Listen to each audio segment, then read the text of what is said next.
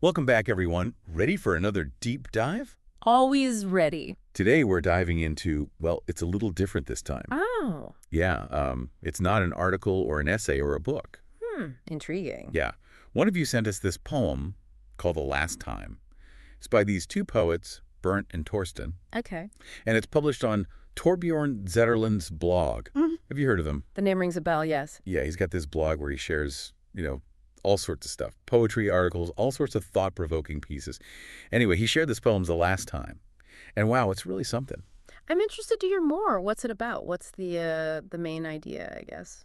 Well, it's about, well, exactly that, the last time. The last time you do anything, really. Yeah. The poem uses these really everyday activities, skiing, traveling, even driving, to sort of bring to light the idea that everything has a last time.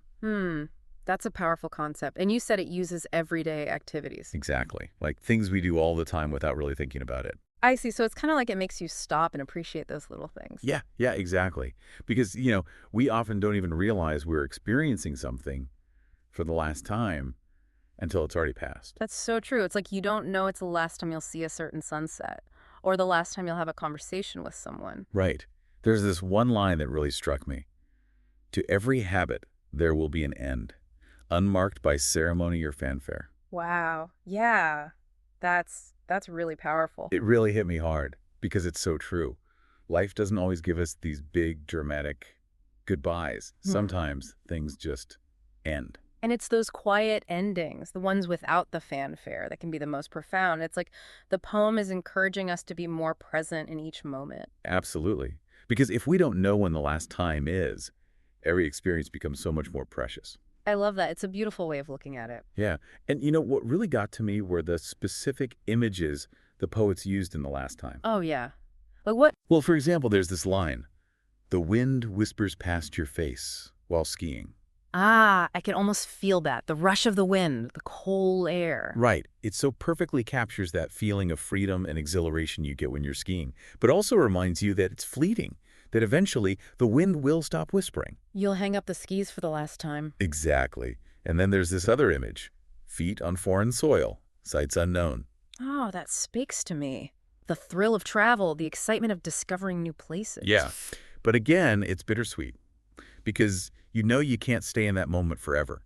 Eventually, you have to come home. It makes you appreciate those travels even more, though, knowing they won't last forever. It really does. And then there's one image that, well, it kind of sent shivers down my spine. Really? Which one? This line, hands on the wheel, eyes on the road, till your hands rest in stillness. Oh, wow. That's powerful. I know, right? It's so simple, yet so haunting. It just brings home the finality of life in such a stark way. And it makes you think about all those everyday activities like driving that we take for granted. It's like the poem is asking us to see the extraordinary in the ordinary, to really appreciate those little moments that make up a life. Exactly. Because you never know when they might be the last time. But, it's not meant to be a depressing poem. Not at all. No, I agree. It's more about mindfulness, I think. Yeah, exactly. It's about being present, savoring those everyday experiences, knowing that they're finite, they won't last forever. It's almost a celebration of life, in a way. A reminder to embrace the beauty of it all, even the endings. Absolutely. And I think there's something really powerful in that. Recognizing the impermanence of things can actually make us appreciate them more. I totally agree. Studies have actually shown that when we focus on the fleeting nature of experiences, it makes us more grateful for them. We're less likely to take things for granted. That makes a lot of sense.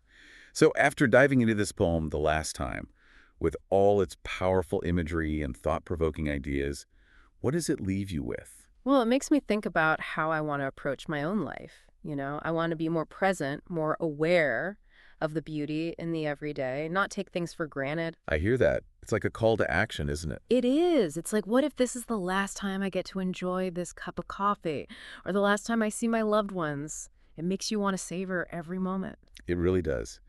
And for anyone listening, I think that's a powerful message to take away from this deep dive. We all have these last times coming, whether we realize it or not. So how can we make the most of the time we have? How can we live more fully, more presently? And if anyone wants to explore more of these thought-provoking ideas, I highly recommend checking out more of Bernt and Torsten's work. Torbjorn Zetterlund has a link to their poetry on his blog right next to the last time. Yeah, definitely check it out. It's worth a read, trust me. Yeah. And who knows, maybe it'll inspire you to write your own poem about the last time. Or maybe just appreciate the now a little bit more. Exactly. Thanks for joining us for this deep dive. And until next time. See you then.